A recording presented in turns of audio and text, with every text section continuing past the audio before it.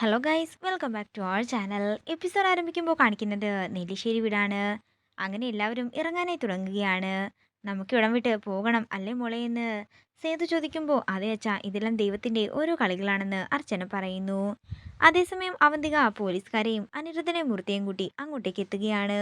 ഞാൻ വിചാരിച്ചു നിങ്ങൾ ഇവിടുന്ന് പിടിച്ചിറക്കേണ്ടി വരുമെന്ന്, പക്ഷെ എല്ലാവരും നല്ല കുട്ടികളായി നേരത്തെ തന്നെ റെഡിയായി നിൽക്കുകയാണല്ലോ എന്ന് അവന്തിക പറയുന്നു.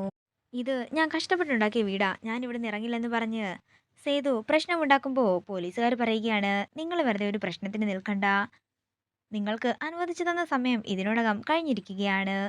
ഇത് കേൾക്കുന്ന സച്ചി സന്ദീപും പറയുകയാണ്, നിങ്ങളൊക്കെ ഇവരുടെ സൈഡാന്ന് ഞങ്ങൾക്ക് നന്നായി തന്നെ അറിയാം. ഇവരെ ആയിരുന്നു ഈ വീട്ടിൽ നിന്നും പിടിച്ച് പുറത്താക്കേണ്ടത്.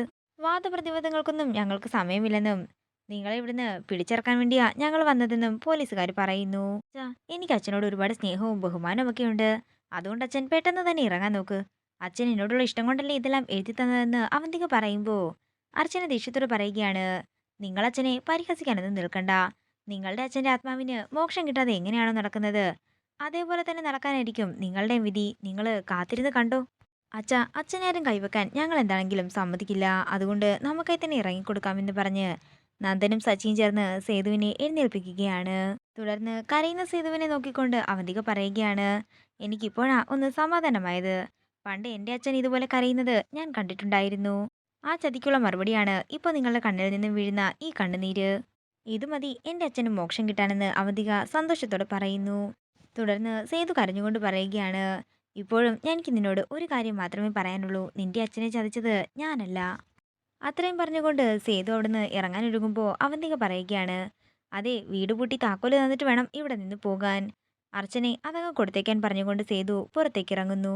നന്ദേട്ടൻ എന്നോട് ക്ഷമിക്കണം കേട്ടോ. നന്ദേട്ടൻ വിചാരിച്ചിരുന്നെങ്കിൽ ഇതെല്ലാം തന്നെ ഒഴിവാക്കാമായിരുന്നു. ഞാനിപ്പോഴും നിയമപരമായി നന്ദേട്ടന്റെ തന്നെ ഭാര്യയാണെന്ന് അവന്തിക പറയുമ്പോൾ അതൊക്കെ പണ്ടെന്നും ഇപ്പോൾ അത് അവസാനിച്ചെന്നും ദേഷ്യത്തോടെ പറഞ്ഞുകൊണ്ട് പുറത്തേക്ക് പോവുകയാണ് നന്ദൻ.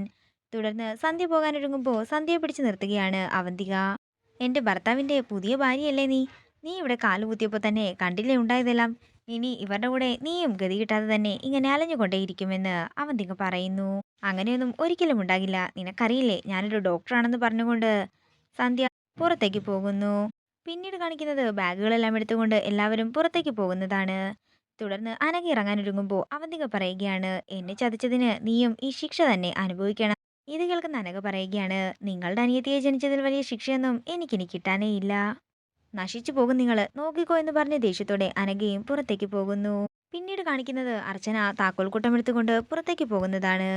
അതേസമയം തന്നെ അനിരുദ്ധനും മൂർത്തിയും അവന്തികയും കൂടി പുറത്തേക്ക് ഇറങ്ങി നിൽക്കുന്നു.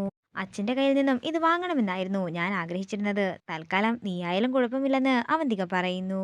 തുടർന്ന് അർച്ചന പറയുകയാണ്, ഈ താക്കോല് ഞാൻ നിങ്ങൾക്ക് എന്നേക്കുമായി തരുന്നതല്ല, തൽക്കാലത്തേക്ക് സൂക്ഷിക്കാൻ മാത്രമാ തരുന്നത്. തുടർന്ന് അവന്തികയുടെ കയ്യിലേക്ക് താക്കോൽ വെച്ചു കൊടുത്തതിന് ശേഷം അവിടെ നിന്ന് പടിയിറങ്ങുകയാണ് അർച്ചനയും. ഇതെല്ലാം കണ്ട് സന്തോഷത്തോടെ നിൽക്കുകയാണ് അനിരുദ്ധനും മൂർത്തിയും അവന്തികയും. അതേസമയം സേതുവിനെ വണ്ടിയിലേക്ക് കയറ്റിയിരുത്തിക്കൊണ്ട് അവർ വരുന്നത് കാത്തു നിൽക്കുകയായിരുന്നു സച്ചി. തുടർന്ന് അവന്തിക പുറത്തേക്ക് ഇറങ്ങിച്ചെന്ന് സേതുവിനെ കാറിൽ നിന്നും ഇറക്കുകയാണ്. ഇതെല്ലാം കമ്പനി വണ്ടികളാ, അതുകൊണ്ട് ഇതെല്ലാം എന്റേതാണ്. താക്കോല് തന്നിട്ട് പോയേക്കാൻ അവന്തിക പറയുമ്പോൾ ദേഷ്യത്തോടെ അവന്തികയെ അടിക്കാനായി കൈ ഓങ്ങുകയാണ് സച്ചി. വേണ്ട, അതുകൂടി കൊടുത്തേക്കാനായി സച്ചിയോട് സേതു പറയുമ്പോൾ ദേഷ്യത്തോടെ താക്കോല് വലിച്ചെറിഞ്ഞ് സേതുവിനെയും കൊണ്ട് പുറത്തേക്കിറങ്ങുന്ന സച്ചിയും നന്ദനയുമാണ് കാണിക്കുന്നത്. ഇതോടുകൂടി ഇന്നത്തെ എപ്പിസോഡ് ഇവിടെ തീരുകയാണ്. വീഡിയോ ഇഷ്ടമായെങ്കിൽ മറക്കാതെ ലൈക്ക് ചെയ്യുക, ഷെയർ ചെയ്യുക, കമൻറ്റ് ചെയ്യുക. കൂടുതൽ സീരിയൽ അപ്ഡേറ്റ്സിനായി മറക്കാതെ സബ്സ്ക്രൈബ് ചെയ്യുക.